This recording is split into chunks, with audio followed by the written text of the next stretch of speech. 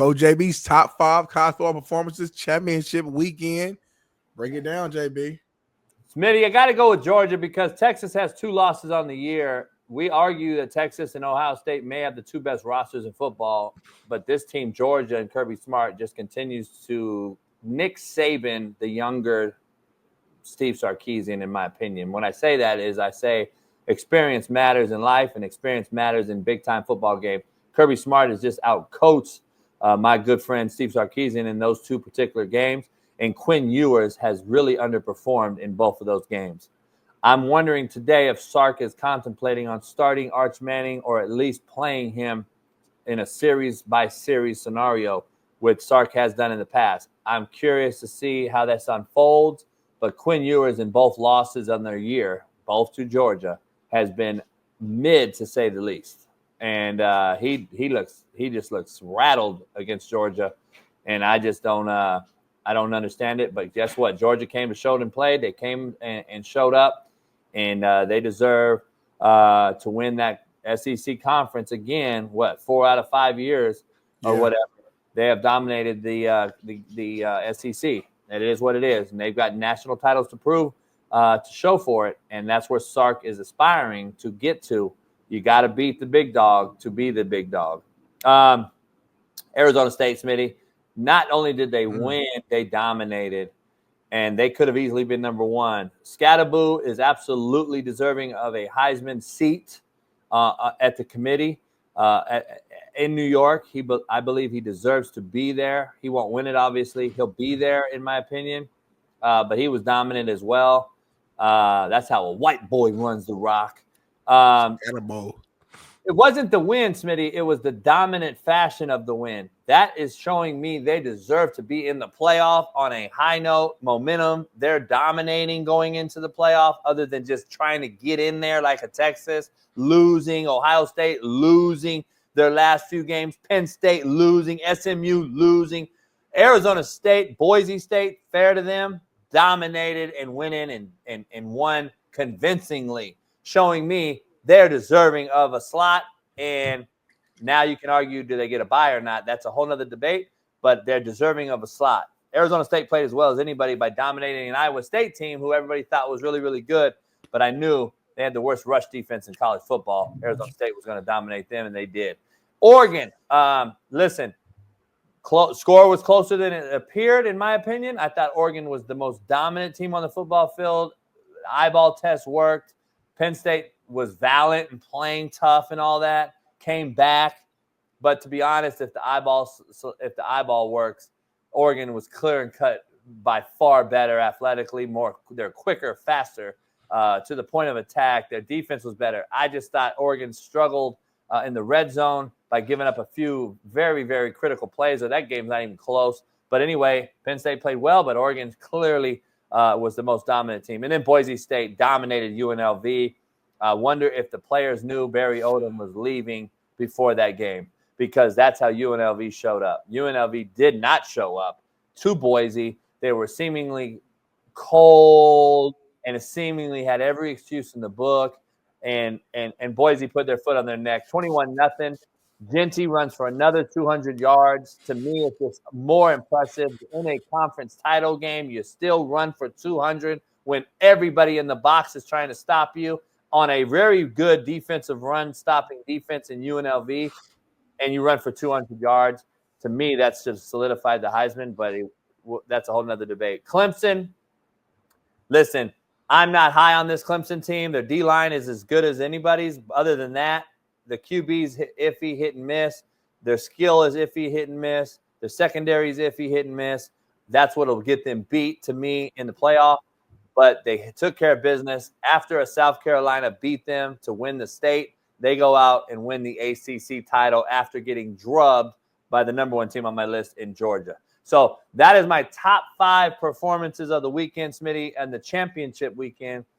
And let's dive into yours. I like your list. Let's bring mine up right now. Smitty's top 5 performances of the championship weekend. I got Georgia at the top as well, just because, I mean, the competition, the strength of schedule, the strength of the game in the moment, first SEC championship game to go into overtime in Georgia, man. Georgia Just like I predicted, went out there and they beat Texas again. That's a big time win and a momentum type win that I think will do them well as they go into these playoffs.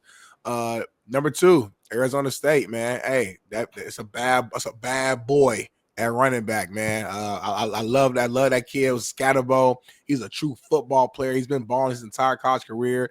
Rushed for 170 and 2 tuds. And I like him, kind of standing up for himself at the end of the game, saying, hey, like, I'm the best running back in college. Now, I disagree, but I like him standing on business saying that, though. You know what I'm saying? As a competitor, I love that. So, and they went out there and they mud stumped them. So, I mean, big time win by Arizona State.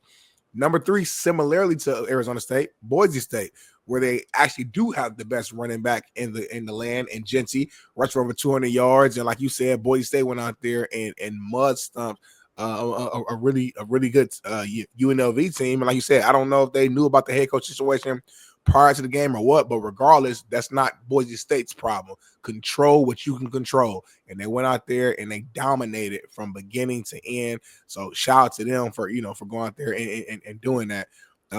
Number 4, Clemson. The score to me ended up in the second half, SMU, they made it kind of tight. But if you watch that first half, really first like damn near 3 quarters almost, Clemson was just dominating out the gate, just defense balling, making plays.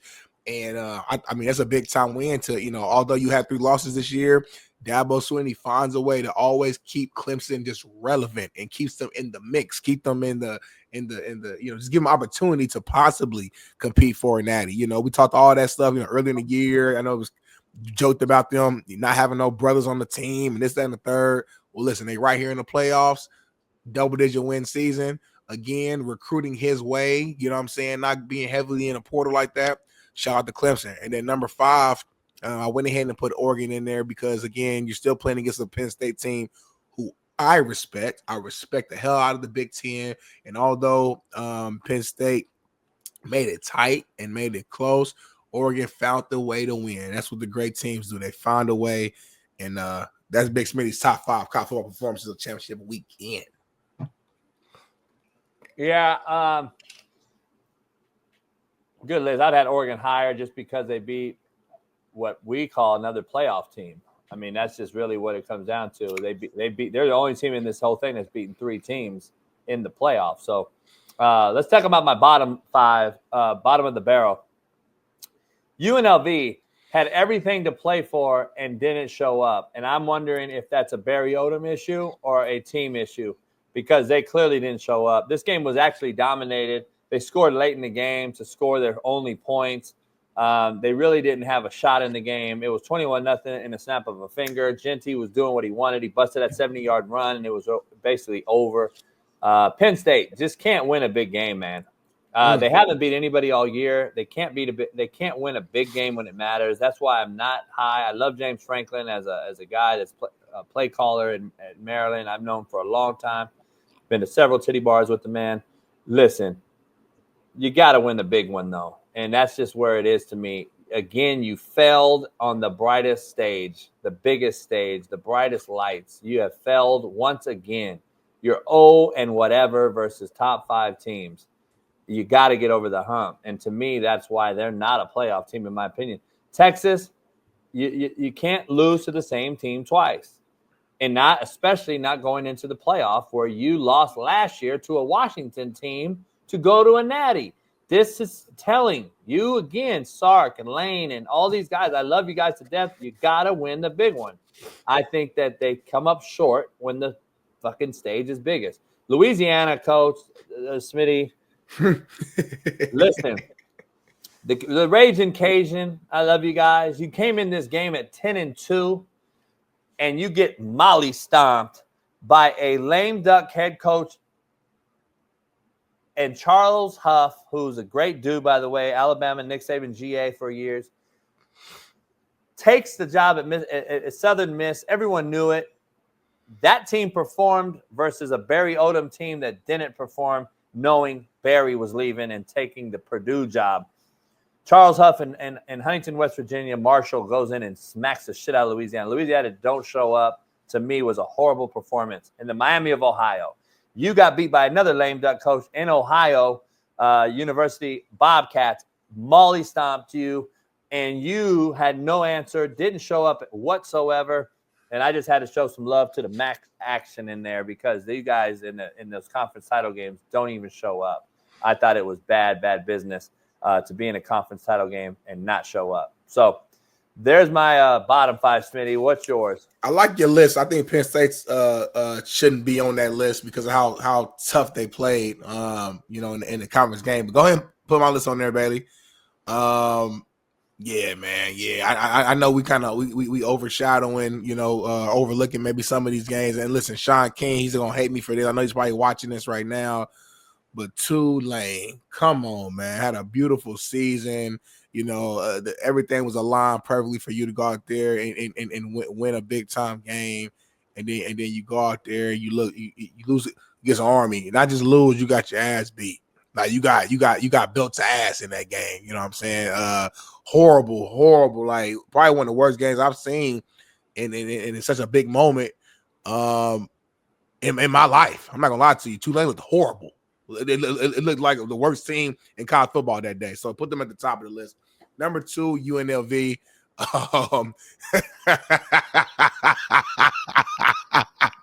UNLV number 2 on the list, man. For every reason that JV said, they went out there and they didn't give any effort. They didn't look like they wanted to be out there. Like, I don't know if they just knew what was going on with the head coach or what. But regardless, as a player, you should play for each other and go out there and just compete. And they looked bad. Number 3, Iowa State. Lord have mercy, man. 45-19. I understand. Listen, Arizona State physical team, well coached, but 45-19 can't happen, man. Can't happen. Won't happen. Number 4, SMU. Again, I know this ending score made it seem like it was closer than what it really was, but in reality, though, to me, it was the first almost 3 quarters SMU looked bad. And number 5, man, I got to put Texas on the list just because they lost to the same team again. So these are my bottom 5 performances, man, with Tulane being at the very top for how bad they looked against Army. I predicted Army would win on this show, but I didn't think Army was going to beat their ass the way they did. So that's where I'm at. But Shaun King just popped in. I had no idea. I had no idea Shaun King was here. I had no idea that you were talking about Tulane and he was wearing a Tulane sweater. So I didn't either.